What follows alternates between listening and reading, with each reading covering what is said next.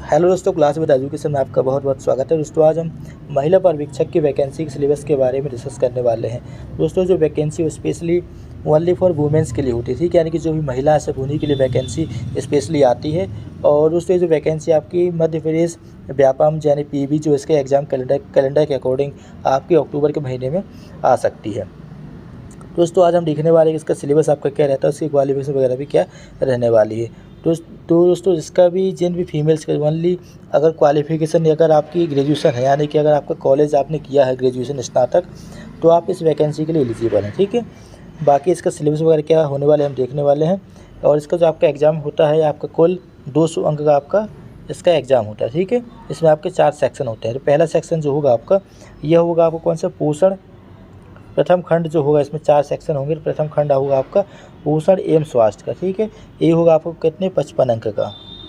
55 अंक में आपका डिस्ट्रीब्यूशन कैसा रहेगा, तो पहला आपका जो क्रमांक दिया विषय, इसमें आपका पोषण हो जाएगा।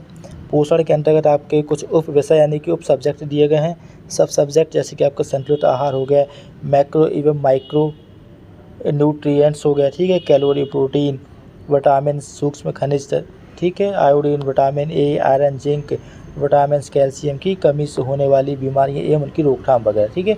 ये आपका 10 मार्क्स का आने वाला है। सेकंड आपका विषय जीवन की विभिन्न अवस्थाओं में पोषण का महत्व। इसमें आपका किशोर अवस्था हो जाता है, गर्भावस्था, धात्री माताएँ, नवजात शिशु, बाल्यावस्था और वयस्क वगैरह, ठीक है। ये आपका 8 नंबर का रहेगा। थर्ड है आपका गर्भवती की देखभाल। इसमें गर्भावस्था में वजन की निगरानी होगी, मातृ शिशु रक्षा, गर्भावस्था में खतरों से बचाव, गर्भावस्था में प्रसव पूर्व स्वास्थ्य जांच वगैरह, ये आपका 7 मार्क्स का पूछा जाएगा। 4 है आपका टीकाकरण। इसमें आपका राष्ट्रीय टीकाकरण में अंतर्गत लगने वाले टीकाकरण का महत्व, टीकाकरण न होने का दुष्प्रभाव, यानी कि टीकाकरण नहीं लगता है तो इसके क्या क्या बीमारियाँ आपकी हो सकती हैं, ये भी आपका 8 नंबर का पूछा जाएगा। नेक्स्ट है आपका स्वास्थ्य के विभिन्न राष्ट्रीय कार्यक्रम। इसमें आपका NRHM एवं ICDS जो होता है, इसके अंतर्गत जो भी संचालित सेवाएं होती हैं, योजनाएं वगैरह होती है, सर्विसेज, उसके बारे में पूछा जाता है। आपका 6 मार्क्स का रहेगा। अगला है आपका कुपोषण यानी कि जो भी आपको विटामिन या मिनरल्स वगैरह की कमी से जो शरीर में बीमारियाँ होती हैं उसको हम कुपोषण बोलते हैं, ठीक है। तो इसके आपके जन्म के पूर्व यानी जन्म के पूर्व जो कुपोषण होता है उसके बारे में, ठीक है, और जन्म के बाद जो कुपोषण होता है उसके बारे में पढ़ना होता है। ये भी आपका 8 नंबर का आएगा। 7 नंबर में आएगा आपका सामान्य बीमारियों की जानकारी, जैसे कि आपका दस्त हो गया, उल्टी, आँखों एवं नाल का संक्रमण, खसरा, गलघोंटू, टिटनेस, काली खांसी, टीबी, निमोनिया, ठीक है। ये कुछ बीमारियाँ हैं जिनके बारे में आपको पढ़ना होता है। ये भी आपका 8 नंबर का आता है। कुल मिला के देखी जाए ये आपके 7 जो सब टॉपिक है, ये आपका कुल 55 मार्क्स का पूछा जाता है प्रथम खंड में, ठीक है। फिर सेकंड खंड, सेकंड सेक्शन जो रहेगा ये भी आपको 55 मार्क्स का रहता है। इसमें 6 सब्जेक्ट रहेंगे। पहला रहेगा आपका सामान्य ज्ञान विभाग की योजना, ठीक है, जैसे महिला एवं बाल विकास विभाग की कुछ योजनाएं हो गई, ठीक है। इसके अलावा पंचायत एवं ग्रामीण विकास की योजनाएं हो गई, सामाजिक न्याय विभाग की योजना हो गई, आदिवासी विकास विभाग की योजना हो गई। ये आपका 10 मार्क्स का रहता है। सेकंड है आपका नियम, अधिनियम एवं अधिकार। बच्चों के जो कानूनी अधिकार होते हैं,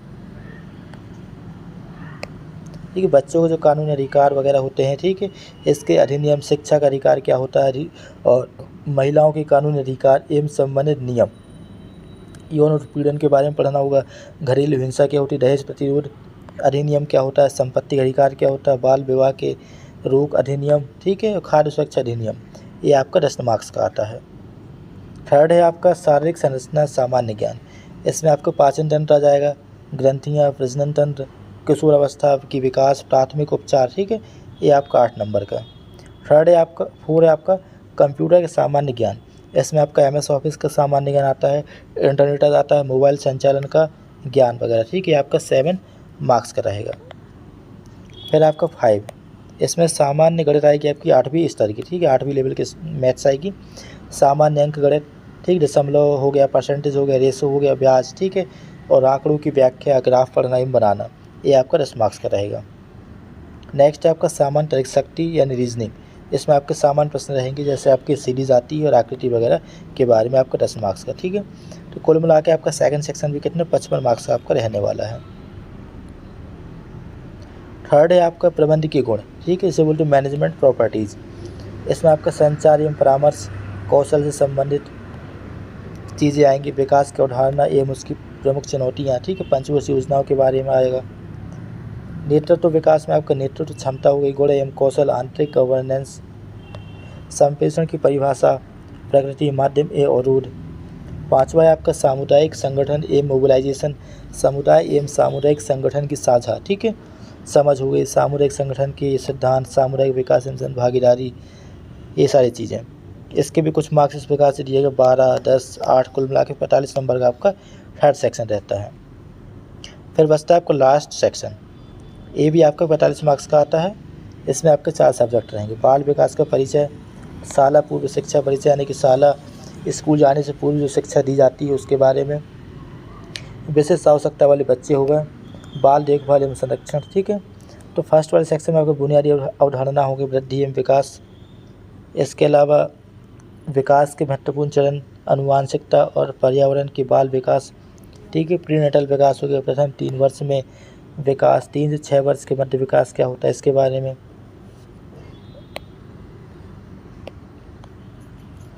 इसी प्रकार से आपका सेकंड वाला जो सब्जेक्ट है शाला पूर्व शिक्षा, ठीक है। इसमें आपके आयु के अनुरूप सीखने की जो श्रेणियां होती हैं, स्तर, बच्चे की सीखने की प्रक्रिया एवं मानसिक क्षमता, शारीरिक एवं गत्यात्मक विकास, संज्ञात्मक विकास, भाषा विकास, सामाजिक एवं भावनात्मक विकास, इन सब चीज़ के बारे में पढ़ना होता है। थर्ड है आपका विशेष आवश्यकता वाले बच्चे, इसमें आपकी पहचान जाती है, सुविधाएं, संस्थाएं, राष्ट्रीय एवं राज्य स्तरीय कार्यक्रम, यानी कि जो कुछ विशेष आवश्यकता वाले बच्चे होते हैं, यानी कुछ ऐसे बच्चे जिनको कि पढ़ने के लिए या विकास के लिए कुछ विशेष प्रकार की आवश्यकता होती है, ठीक है, की ज़रूरत होती है, उन सभी के बारे में पढ़ना होता है।